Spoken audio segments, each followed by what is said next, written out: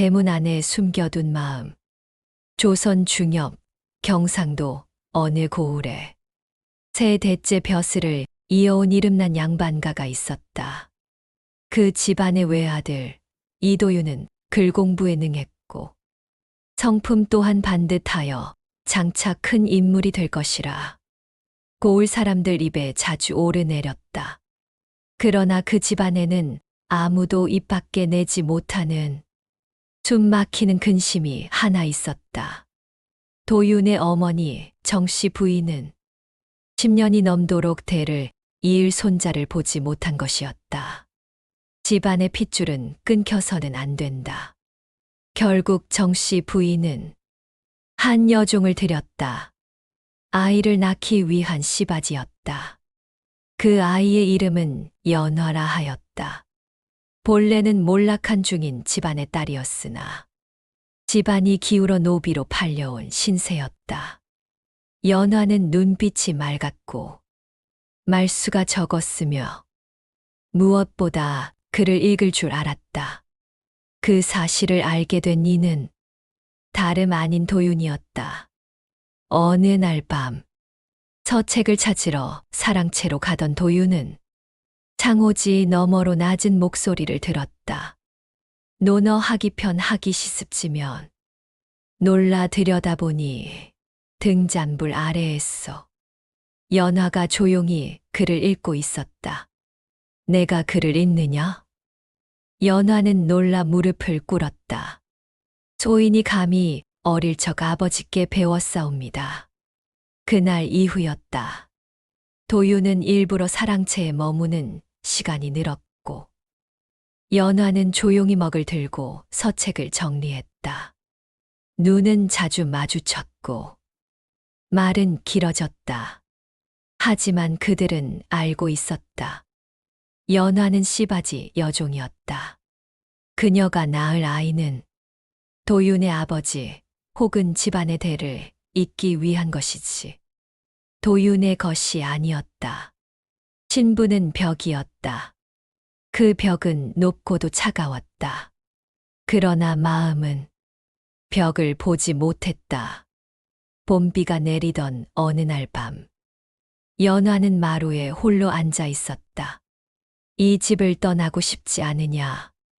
도윤의 물음에 연화는 한참 침묵하다 답했다. 떠날 수 있다면 좋겠지요. 하지만 저는 이 집의 것이옵니다. 그 말은 칼처럼 가슴을 베었다. 도윤은 처음으로 자신이 양반이라는 사실을 원망했다. 그해 여름, 연화는 아이를 가졌다. 집안은 술렁였다. 정씨 부인은 크게 기뻐했으나 도윤은 밤마다 잠을 이루지 못했다. 그 아이가 누구의 씨인지 아무도 묻지 않았다. 묻지 않는 것이 그 집안의 질서였다. 그러나 도윤은 알고 있었다. 그 밤, 연화의 손이 떨리던 이유를, 그녀의 눈에 맺힌 눈물이 무엇이었는지를. 아이가 태어난 날, 폭우가 쏟아졌다. 사내 아이였다. 정씨 부인은 아이를 안고 울었고, 집안 어른들은 대가 이어졌다며 잔치를 벌였다. 그러나 연화는 산실 뒤편에서 홀로 눈물을 삼켰다. 그 아이는 자신의 아이이되 자신의 아이가 아니었다. 며칠 뒤 도윤은 결심을 했다. 아이를 내 자식으로 삼겠습니다. 집안은 발칵 뒤집혔다. 미쳤느냐? 노비의 핏줄을 도윤은 처음으로 아버지 앞에서 고개를 들었다. 핏줄이 귀한 것이 아니라 사람이 귀한 것이옵니다. 그 말은 집안 대대로 내려온 질서를 뒤흔들었다. 결국 선택은 둘 중 하나였다.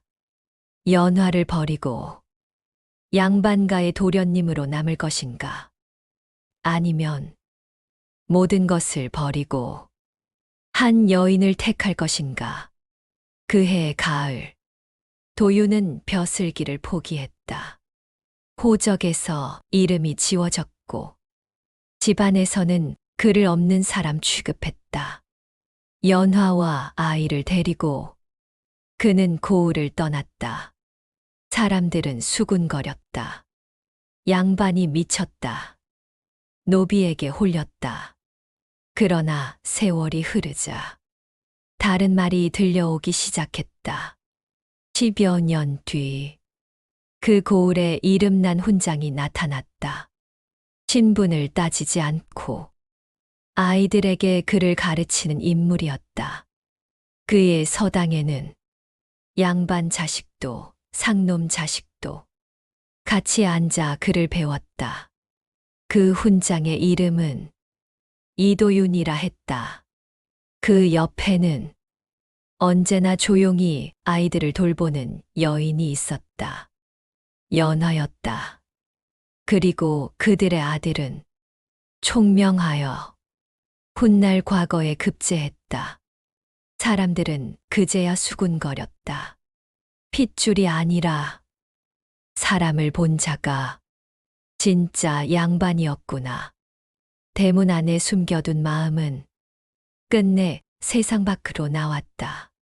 신분은 허물어졌고 사랑은 남았다. 그리고 훗날 그 집안의 족보에는 이런 한 줄이 적혔다고 한다. 대문을 나선 자가 가문을 살렸다. 그러나 세상이 그들을 곱게 두지는 않았다. 도윤이 떠난 뒤 본가에는 차가운 바람이 돌았다. 정씨 부인은 밤마다 뒤척였다. 손자를 안고 기뻐하던 그날 자신이 무엇을 잃었는지 이제야 깨닫기 시작한 것이다. 내가 아들을 잃었구나. 양반의 채통을 지킨다며 핏줄을 지킨다며 내 친아들이 그제야 어미의 가슴을 찔렀다. 그러나 이미 되돌릴 수는 없었다. 한편 도윤은 작은 고을 변두리에 서당을 열었다. 처음에는 아무도 오지 않았다. 양반도 아닌 자가 무슨 훈장이냐. 노비를 데리고 도망친 자라더라. 아이들은 부모의 눈치를 보았고 어른들은 고개를 저었다. 하지만 도윤은 단 하루도 붓을 놓지 않았다. 연화는 새벽마다 우물물을 길어 마루를 닦고 아이들을 맞을 준비를 했다. 후회하십니까? 어느 날 밤 연화가 조심스레 물었다. 도윤은 잠시 하늘을 보았다. 아니다. 처음으로 내 뜻대로 살고 있다. 연화의 눈이 젖었다. 그 눈물은 죄인의 눈물이 아니었다. 사람으로 대접받은 여인의 눈물이었다. 세월은 잔인하면서도 공평했다. 기근이 들던 해 양반가들은 곳간을 닫았다. 하지만 도윤의 서당은 달랐다. 쌀이 떨어지면 산에서 나무를 캐어 아이들과 나누었고 글 대신 사람을 먼저 가르쳤다. 글은 사람을 높이기 위함이지 사람을 나누기 위함이 아니다. 그 말은 아이들 가슴에 깊이 박혔다. 그리고 어느 날 한 양반의 아들이 몰래 서당을 찾았다. 아버지가 모르게 배우고 싶습니다. 그날을 시작으로 서당은 조금씩 사람들로 채워졌다. 그 무렵 본가에서는 일이 터졌다. 도윤의 사촌 형이 재산을 노리고 집안을 흔들기 시작한 것이다. 적자가 없으니 이제 가문은 내 것이다. 정씨 부인은 그제야 절망했다. 그토록 지키려던 가문이 욕심 많은 자의 손에 넘어갈 판이었다. 그때 누군가 말했다. 도윤 도련님이 살아계십니다. 그 이름이 처음으로 집안에서 다시 불렸다. 겨울밤, 정씨 부인은 몰래 마차를 타고 도윤이 있는 고을로 향했다. 10여 년 만의 재회였다. 눈 내리는 마당에서 어머니와 아들이 마주섰다. 한동안 아무 말도 나오지 않았다. 정씨 부인이 먼저 무너졌다. 내가 틀렸다. 도윤은 놀라지 않았다. 이미 세월이 분노를 다 씻어냈기 때문이다. 연화는 한 발 물러서 있었다. 여전히 노비의 몸가짐이 남아 있었으나 그 눈빛은 당당했다. 정씨 부인은 그 눈을 똑바로 보지 못했다. 며칠 뒤 도윤은 본가로 향했다. 아내와 아들을 데리고 대문은 여전히 높았고 사람들의 시선은 차가웠다. 그러나 이번에는 달랐다. 서당에서 자라난 아이들, 그 부모들까지 도윤을 따라왔다. 저분이 아니었다면 우리 아이는 그를 몰랐을 것입니다. 굶어 죽었을 것입니다. 그 말들이 대문 앞에 쌓였다. 가문은 처음으로 세상의 눈을 의식했다. 결국 도윤은 가문의 재산을 물려받지 않았다. 대신 조건을 걸었다. 이 집의 노비를 풀어주십시오. 집안 어른들은 경악했다. 그러나 이미 도윤은 예전의 아들이 아니었다. 그를 지지하는 백성들이 있었다. 채통보다 평판이 두려운 세상이 된 것이다. 몇 해에 걸쳐 그 집안의 노비는 하나둘 면천되었다. 연화는 마지막까지 이름을 올리지 않았다. 도윤이 물었다. 왜 그러느냐? 연화는 미소 지었다. 저는 이미 자유인입니다. 그 말에 도윤은 웃었다. 세월은 다시 흘러 그들의 아들은 과거에 급제했다. 하지만 그는 벼슬 대신 아버지의 서당을 택했다. 아버지께 배운 것이 제 벼슬입니다. 사람들은 이제 그들을 손가락질하지 않았다. 오히려 말하였다. 신분을 버린 자가 사람을 얻었구나. 그리고 훗날 이 이야기는 야담이 되어 전해졌다. 씨바지로 들어온 여종과 그 여인을 택한 양반 도련님의 이야기. 어떤 이는 말한다. 도련님이 미쳤다. 또 어떤 이는 말한다. 그가 진짜 양반이었다. 하지만 이 야담을 아는 이들은 마지막에 이렇게 덧붙인다. 대문은 사람을 가르지만 마음까지 가두지는 못한다. 핏줄은 이어질 수 있으나 사람됨은 선택으로 남는다. 그리고 사랑은 신분보다 오래 남는다. 그러나 세상은 늘 한 번의 용기로 끝나지 않았다. 도윤이 노비들을 면천시키고 서당이 이름을 얻자 그를 못마땅하게 여기는 자들도 늘어났다. 신분을 어지럽히는 자, 양반 질서를 무너뜨린 자, 특히 인근 고을의 한 수령은 도윤의 서당을 탐탁지 않게 여겼다. 상놈과 양반을 한 자리에 앉힌다니. 이런 자가 커지면 나라의 근본이 흔들린다. 결국 서당에 세금이 붙고 없는 죄가 씌워지기 시작했다. 어느 날은 관아에서 사람이 나와 아이들을 돌려보내기도 했다. 연화는 그 모습을 보고 가슴이 무너졌다. 또 빼앗기는 것입니까? 도윤은 조용히 고개를 저었다. 아니다. 이번에는 우리가 물러서지 않는다. 도윤의 아들 이현은 이미 장성하여 학문으로 이름을 얻고 있었다. 그는 아버지보다 더 단단한 눈빛을 지녔다. 제가 상소를 올리겠습니다. 내가 나서면 더 큰 화를 입을 수도 있다. 두려움 때문에 물러선다면 아버지께서 살아오신 세월이 부정됩니다.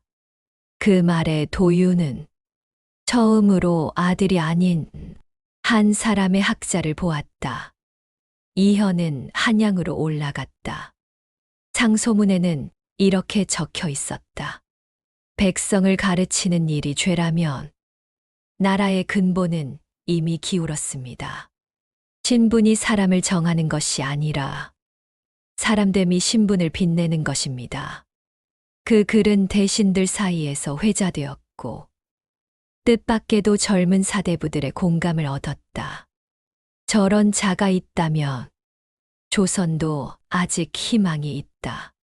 결국 수령은 파직되었고 서당은 공식적으로 인정을 받게 되었다. 그러나 기쁨은 오래 가지 않았다. 그해 겨울 연화가 쓰러졌다. 긴 세월 몸을 아끼지 않고 살아온 탓이었다. 도유는 연화의 손을 붙잡았다. 미안하다. 연화는 희미하게 웃었다. 왜 사과하십니까? 너를 더 좋은 세상에 살게 하지 못했다.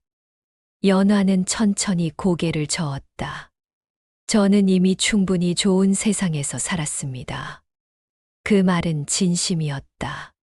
노비로 태어나 씨바지로 들어와 이름 없이 사라질 운명이었던 삶.